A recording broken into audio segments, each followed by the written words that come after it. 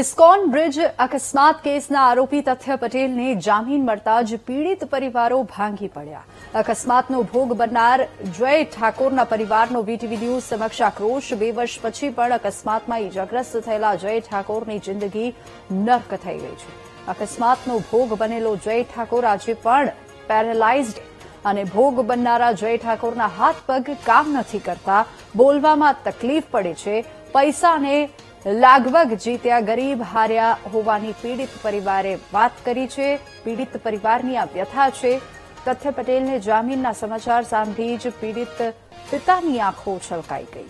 દીકરો સાજો હોત તો એના લગ્ન થઈ ગયા હોવાની પણ જયના પિતાની હૃદયદ્રાવક વેદના છે અને તંત્રએ ભલે ન્યાય ના આપ્યો પણ ઈશ્વર અદાલત ચોક્કસ ન્યાય કરશે તેવું પીડિતના પિતાએ કહ્યું છે। કાયદા પરથી તો ભરોસો ઉઠી ચૂક્યો છે અને ભગવાન જરૂર તથ્યને સજા આપશે। જયના પિતાના આ શબ્દો છે। 9 લોકોના જીવ લેનારા તથ્ય પટેલના જામીન સામે પીડિત પરિવારનો આક્રોશ જોવા મળી રહ્યો છે। બની હવે જે તથ્ય હતો તેને જામીન મળી ગયા છે, બહાર નીકળશે। તમારી જે હાલત છે, બીજા 9 લોકોના તો જીવ લઈ લીધા એને, ખરેખર આ ઘટના બનવી જોતી હતી કે નહીં સર? ના, એના ફાંસીની સજા મળવી જોઈએ। તથ્યનો જામીન તો ના મળવા જોઈએ। એક જ નિવારણ સરકારથી ફાંસી આપો, નકર જામીન ના મળવા જોઈએ। ચોક્કસ જે ભોગ બનનાર છે તે પણ કર્યા છે। આપણી સાથે તેમના પિતા છે, તેમની સાથે વાત કરશું। સાહેબ, જે દીકરો કે જે આશા હતી, 23 વર્ષનો દીકરો આપનો એક સ્તંભ બનીને રહેશે, પરંતુ અત્યારે હવે એમને ચાલવું પણ મુશ્કેલ બની રહ્યું છે ને આ ઘટના બની, 9 લોકોના જીવ લઈ લીધા, આવા જય જેવા અનેક પરિવારોની સ્થિતિ આવી કરી નાખી લોકોની, એ જ વ્યક્તિને જામીન મળ્યા છે। એક પિતા તરીકે અત્યારે કેવું દુઃખ થાય? પિતા તરીકે તો જે દુઃખ થાય છે એ અમે જ જાણીએ છીએ। અને જે લોકો બિચારા જે બધા આ અકસ્માતની અંદર જે દેવલોક પામ્યા એ લોકોને શું થતું હશે એમ। અને આ ગુંડો કહેવાય, એક નંબરનો આ ગુંડો કહેવાય, જે કહેવાનો મતલબ એના આગળ પણ પોતે ગુનાહિત છે યાર। ન્યૂઝમાં પેપરમાં જોયેલું છે।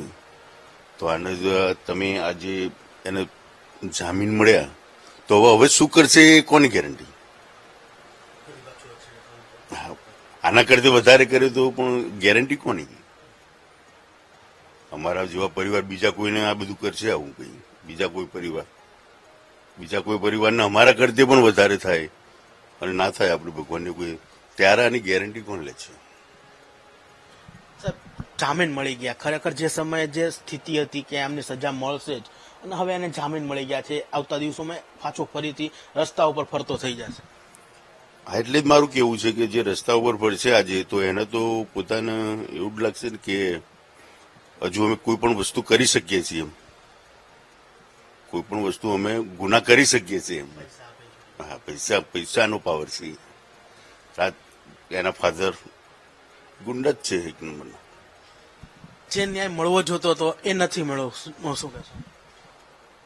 જે ન્યાય નતો મળ્યો એ મળવો જોઈએ, એ વાત સાચી છે, અને મળશે જ તે, કેમ કે ભગવાન માતાજી ઉપર ભરોસો છે।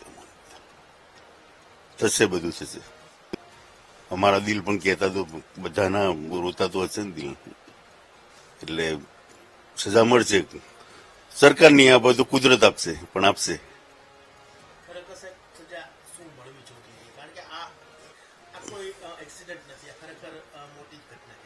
મોટી ઘટના કહેવાય, અને સજા તો એમને એ જ મળવી જોઈએ કે જે ઉંમર કેદ છે, ફાંસી છે, બરોબર?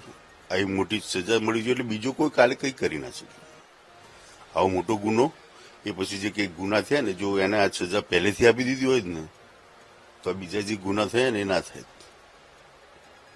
જે અટન્ટીના બીજા પાછળથી જે બધા થયા ને જે ગુના, એમાં થોડોક સુધારો આવત એમ। હા, ડર રહેત, અને લોકોની જિંદગી બચત, લોકોનો પરિવાર સારી રીતે રહેત। દીકરાની જે હાલત જોવો છો, કેવી સ્થિતિ? કારણ કે જે સ્થિતિ ખરેખર આ દીકરો અત્યારે એમના લગ્ન પણ કદાચ કરી દીધા હોય. થઈ ગયા હોય કેમ કે જયારે આ બનાવ બન્યો ત્યારે એના 6 મહિના પછી મેરેજ હતા જ તે. મેરેજ હતા જ તે.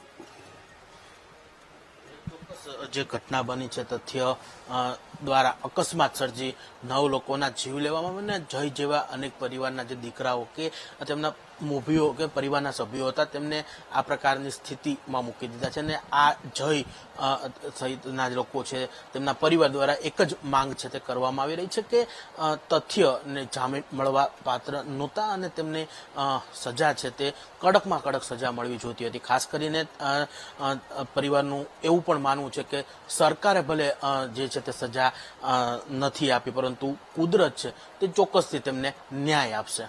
કેમેરામેન પ્રવીણ વાઘેલા સાથે શુભમ ભટ્ટ, વીટીવી ન્યૂઝ, અમદાવાદ.